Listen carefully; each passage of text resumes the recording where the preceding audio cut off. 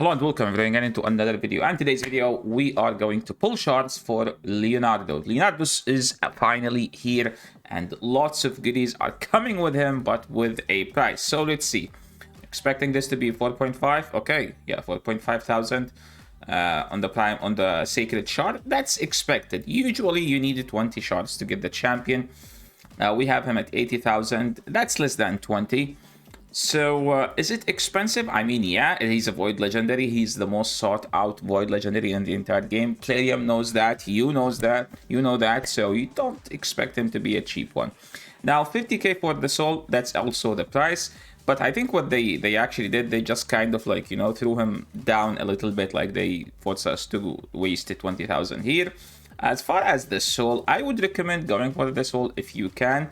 He is, again, the most sought out legendary in the entire game right now, so you won't regret. And 5-star, if you can get him to 6-star right away, that's actually a huge way, like a fast way into using him everywhere. Because whenever you have a champion 6-star, it's just like that, and he's gonna be used everywhere. I mean, you can see I'm 163, 163, so I'm close to 300 if I sell all my stuff. So technically, if I get the solo, I'm actually very safe. Yeah, I can get his 6-star soul right away. So we are going for the soul and we are going for the champion. Now let's take a look at the 10x. As you can see, I have 52 sacred shards. I've been saving my sacred shards and I never dared to pull anything. So I see Corvus, and Corvus, I think, empowers Donatello, but where is my Cantra? What is happening, dude? Plarium knows. Plarium knows that we're gonna go for Cantra. So it's like, okay, no Cantra for you. So my reasoning, I need as many high elf champions as possible so I can get 10 speed on my Arbiter. This is like the most wanted thing I want for my account. That's number one. Number two, there is a champion I would like to get and I don't have, and I can't seem to be able to pull him. That champion is still... Dude, where am I? Oh, this is the wrong one. And that champion is actually a Sylvan Watcher. I need Feral and Glakead. Those two are like the most important two that I want right now. Also, there is a second note. I still don't have a second note regardless of how many times I pulled for his 2x. So am I gonna choose any of these? I mean, keep in mind, those turtles do not empower each other, so any extra copy can be useless. There is something to mention. You can have another copy of Donatello. He's such a beast. He's so freaking good. He's like a decrease cooldown champion with increased speed, cleanse, continuous heal, and strengthen. So like all of that in one kit. So am I gonna choose anything? The answer is no. I don't want any of these, and I am actually 20 in Sacred Mercy, so there is that. How many are we gonna pull today? We're gonna pull 25. That means we're gonna stop at 27. So let's just go with that. I think 25 is the magic word if you want to pull. Dude, I'm 21 in Mercy. Just give me my Feral so I can be happy about getting my Leonardo, right? Okay, we're not getting a legendary today. This is actually I think the deepest I've been into Mercy. As far as epics, do I need any epics? I actually can't remember if I need anything. I mean, most of the ones that I want... Oh my god, dude, what's happening? Dude, I'm legit like 24 into Mercy. Plarium knows that I'm pulling regardless. Okay, there is the legendary, and it is a Balar. Okay, that's actually not bad. A champion that I pulled so many shots to get, and now I'm pulling him randomly. Wait, do I have Faction Guardians full? Let me see. He's a Sylvan Watcher. Oh, that means I can empower him. That's actually not a bad empower because he's a Chimera champion. You want your Chimera champions to hit as hard as possible. So this pull is literally better than any of the 10x champions that we have. Frastless Grave Dirt. Okay, Mr. Grave Dirt. Okay, the second one, what do we have here? Allure. I actually have a +4 Allure, fully awakened. There is a video on this channel about Allure, showcasing how strong can she hit, and you would be surprised to see her numbers. Like, I was able to one-shot champions in the Soul Cross, the hardest hitting. Durandi, he's meh, you know, like not the greatest champion that you want to have. Also, he's not a bad champion. Oh my god. Cactum Chancellor. What does he do? This is his unique ability. He's an ally attack champion. He's the best. He's not the best ally attack, but there is a Centranos stage for the Fire Knight, and he is the only ally attack champion. Does he do anything cool? Well, technically, he does put increased attack on himself, but he has to use his A1. He triple hit, but you don't use this ability. You just build him in reflex gear and Merciless, and you try to get this to decrease the cooldown of this ability as much as possible. Team up with 3 random allies to attack a single enemy. The allies joining the attack will use their default skill, and he only hit once, so you kind of need like a phantom touch with him so he can be like more effective, because he doesn't bring everyone. It's like 3. Wait, what does Fat Man do? 1 second, sorry. Oh my god, dude, stop popping up. Oh my god. Where's Fat Man? Does he team up with 3 or 4? Where's Farakin? Dude, I was looking at Farakin on the with the legendaries one. Yeah, it's a 3. So it's the same, except that Farakin has all the cool buffs. Farakin is way better in Chimera. Like, he's a beast in Chimera. I have, I think, 2-3 videos about him in Chimera. Tagore, a legendary champion in an epic skin. He does have an AoE revive. He's kind of like one of the coolest revivals in the entire game. When they introduced him to the game, he was the best epic revival because he does provide shield, and there is attack all enemy with increased speed. So you build him in hex set, and he does also have an increased defense. He put on the lowest HP so he can keep everyone alive. He's one of the coolest epics in the game. Okay, let's keep going. Adriel, one of the worst champions in the entire game. I don't know what she does, and I'm not interested. Usually, I go by this rule: if you don't know what the champion does, that means they are bad. If you are in game, Mordecai, probably the best epic burner in the entire game. He's so freaking good, especially in Centranos stages. Whenever you can use him, that means you have yourself a great champion, especially if you have him full empowered. Rear Guard Sergeant, she's used to be like a kind of a clan boss OG champion.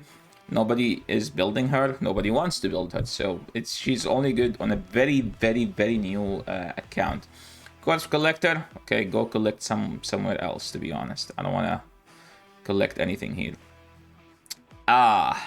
She's not bad. She has decreased attack, increased speed, and a continuous heal with a revive. So if you don't have Elva, she's kind of your Elva for the Sylvan Watchers. Let's keep going and see what can we pull. Oh my god, dude, it's raining epics. There is no legendary. Mistress of Hemis. What does she do? Attack one enemy, heals. Attack one enemy, continuous heal. Sure. Revive 2 random allies with 50% HP. Oh, she's Sacred Order. We have a Fusion Void legendary. So usually you're not going to use these epics, to be honest. When we have a good fusion on that faction, oh my god, Duke the Purist, my favorite epic of all time.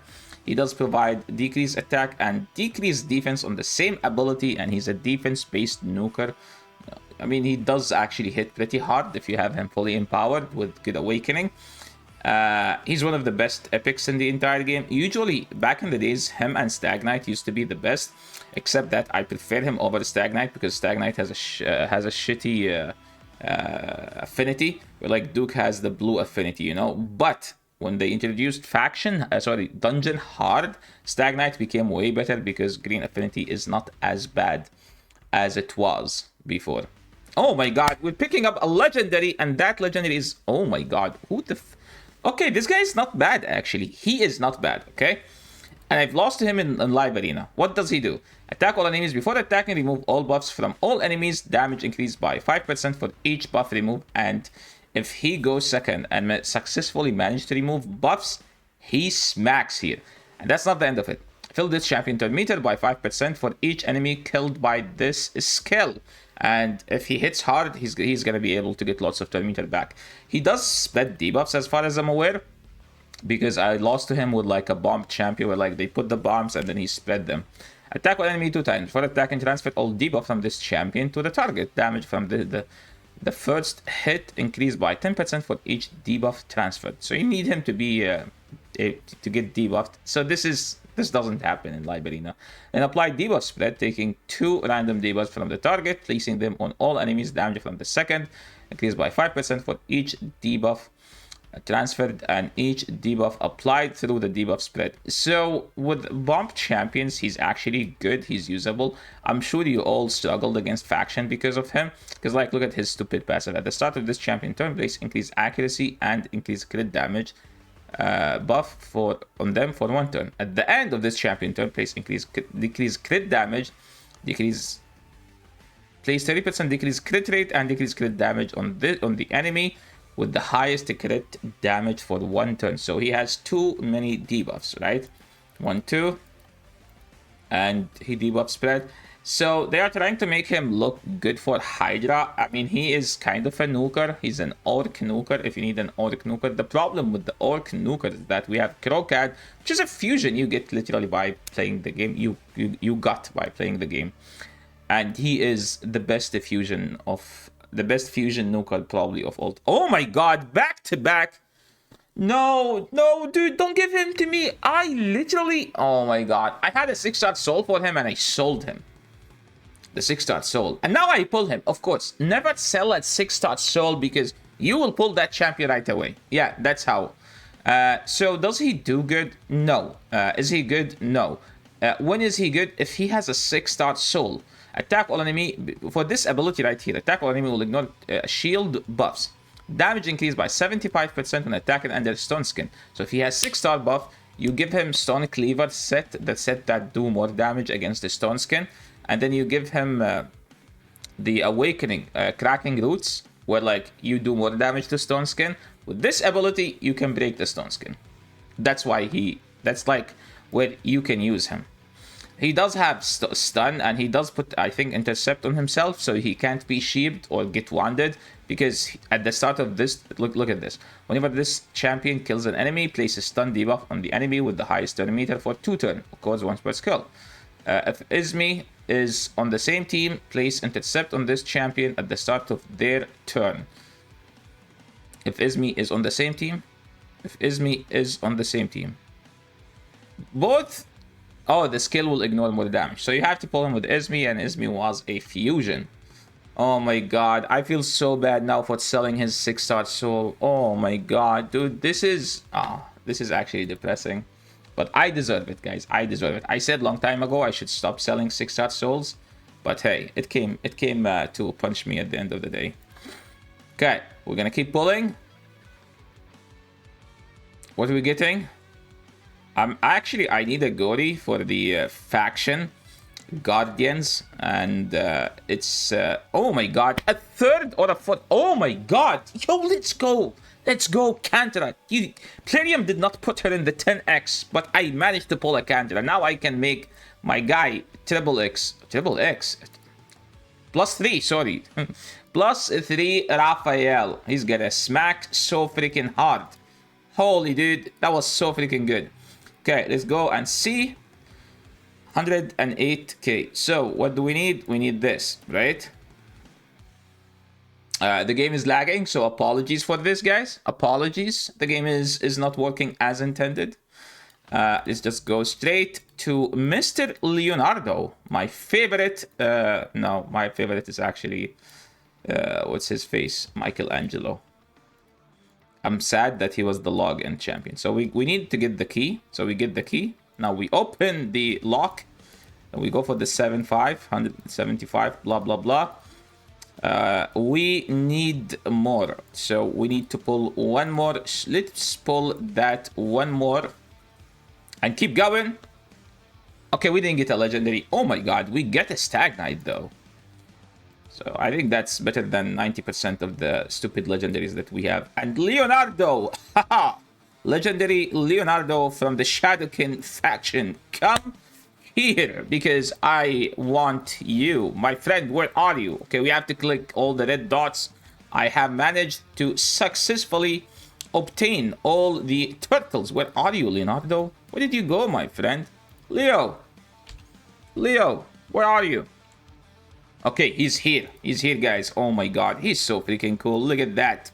Look at those swords. He's looking for enemies to fight them, and expect a guide on him as soon as possible. Thank you so much everyone for watching, and I will catch you all in the next video.